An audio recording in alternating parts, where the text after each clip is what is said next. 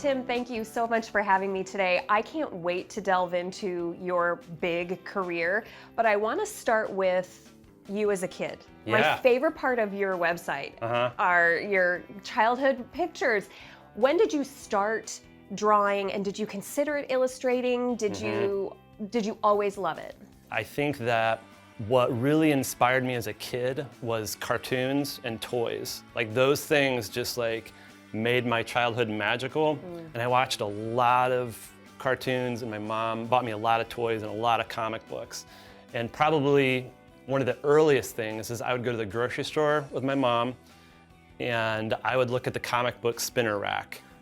And I would look at every single comic book that was on there. And so those things, just like comics, toys, and cartoons, just really made a huge impact on me.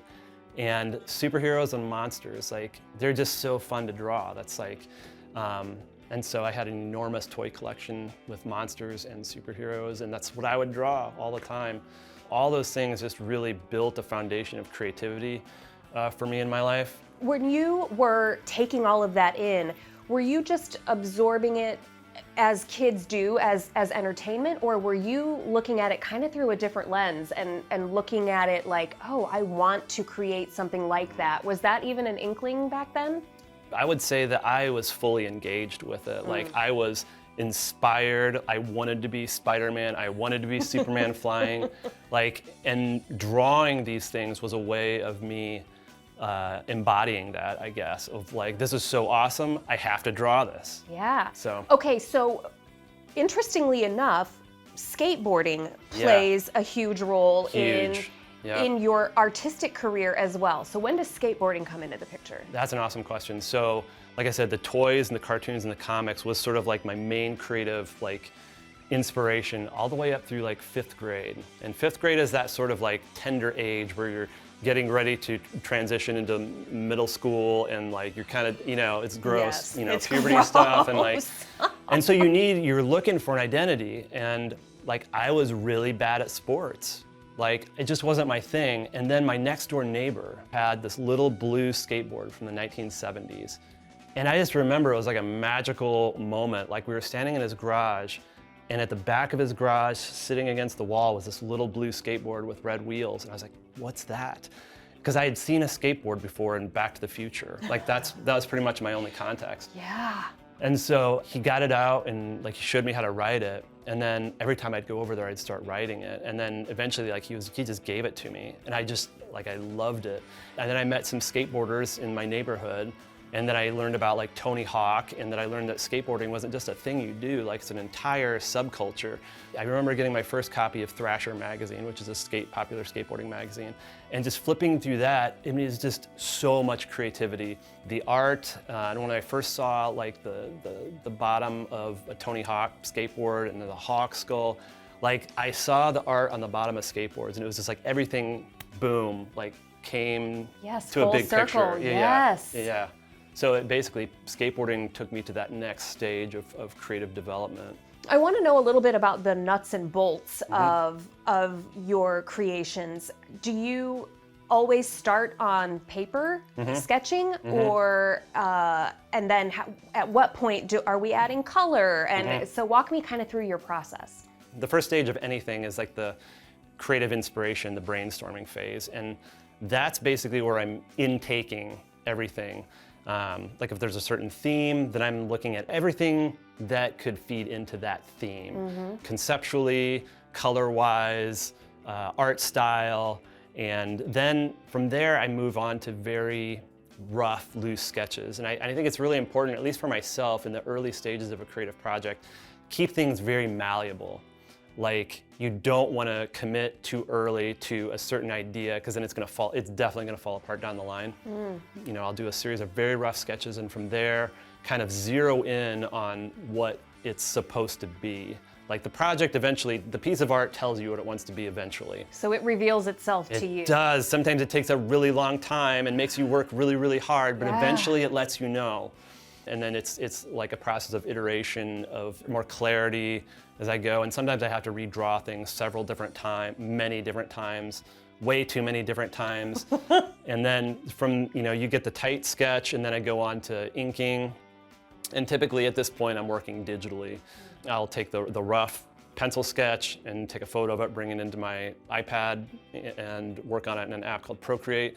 And then from there, it's like, that's where it begins getting more complicated. And that's where you start thinking about specific art style, you know, light and color, and all those things, and what you want the final thing to look like, what it wants itself to look like in some cases. Tell me what it's like to dream something as a kid. Yeah. To have such a clear vision of how you want to move through the world, and then it comes to be. You've mentioned a few times that you dreamt of doing a skateboard for Tony Hawk. Yeah. You've done not just one Yeah. skateboard for Tony Hawk. How does that, is that just like so surreal you can't stand it? Oh, it's crazy. Yeah, it's crazy because Tony Hawk was like my number one. Like once I found, you know, Tony Hawk and his haircut, like the long, like that became like who I wanted to be. Yes. Very early on. And yeah, and it took 30 plus years for the board thing to happen, but it was just like, you know, it was life, had kids, and you know, worked a day job to support everybody, and then kept my art, kept that candle burning on the side, like nonstop. Like in my late 30s, it's like all these opportunities started coming to me, and these connections, and connecting with my old skateboard friends that now had connections with, you know, skateboard companies. And it was just like, in the era of social media, I was like, so all these things sort of coalesced, if you will. Another thing that is incredible, you design action figures, and you have ended up on not you personally, but your designs are on network television. Yeah. So what is that like when Adam Goldberg, calls you up? And for those who don't know, Adam Goldberg created the Goldbergs. Yeah. That was awesome. Okay, so during that time period, I was in my day job, and I was like, I wanted to move on. I wanted to make art full time, but like I said, I was doing it so much on the side, and I'd gotten like the worst review of my entire life. And so it was a Saturday afternoon, and there I was, just kind of licking my wounds, and I got a notification on my phone, email, Adam Goldberg, and it was like the biggest high ever. So he said, hey, I'm doing an episode that requires a lot of toys, and I would like to, you know, for a background shot, and I would like to buy some of the things that you've made. Can I do that? Can you provide those? And I was like, oh, heck yes I can. And so I sent him these boxes, and it's like, in that scene in that episode it's amazing, because it's essentially a scene of like Toys R Us, like in the 80s. And you see, and it's blink of an eye, you'll miss them, but you'll see my toys, and then there's a lot of other artists out there, like toy-based artists whose work is in the background as well. And so that was amazing, and that was an awesome stepping stone. Did it feel like vindication? Like, you know, like, you know, I always knew that I was supposed to be doing this. And how does Adam Goldberg get your email? How does Tony Hawk reach out to you? You have this huge career. How does that happen? I mean, it's step by step. So with Adam Goldberg, like I had been doing toy-based art for, you know, a few years, and had a fairly decent presence on like Instagram, and you know, the internet makes the world a very small place. And suddenly you're 1 degree away from anybody. And so it wasn't, you know, I had done a lot of things, and a lot of people had seen them, and he took notice of it, and he was like, I'm gonna get, you know, the figure that he really wanted was, there was a really bad 1980s movie called Kroll, and I made a Kroll Cyclops action figure. And he really wanted that to be in there. So that was definitely an honor, so. Were you always sort of trying to make these connections, or did they sort of just come to you? It was both. I think that the number one thing, like when artists come to me and ask me, what do I do? I want to work for these companies. And I tell them, and I got this piece of advice from somebody else, is like, make the kind of art that you want people to hire you to make eventually. And so that's what I was doing. I was doing it instinctually, which is awesome. So I just kept making the things that I wanted to make, that I thought were cool.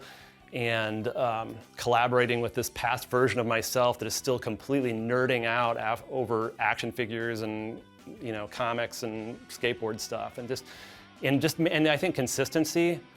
It's like definitely not overnight. It's like consistency over time, and a high quality of a high caliber of output, and doing your best and pushing yourself to grow and challenge yourself. So I love that advice. Yeah, things begin to find you. Yes. Yeah. I ask a lot of artists what's next, what their next goal is, or is there a high watermark?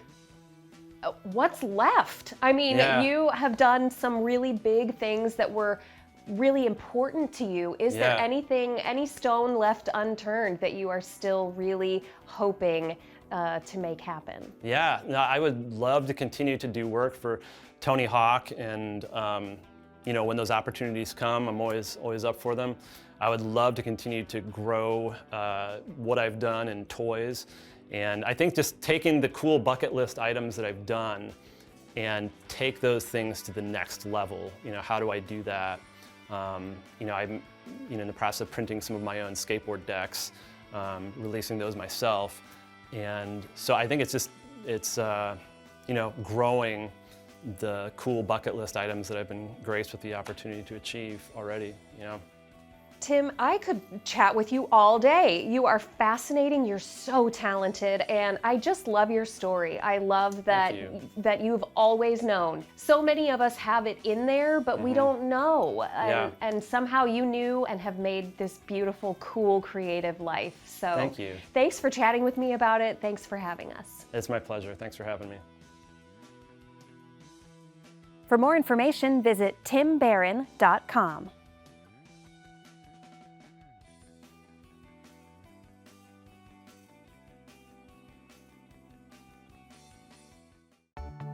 Arts in Focus on PBS Fort Wayne is funded in part by the Community Foundation of Greater Fort Wayne,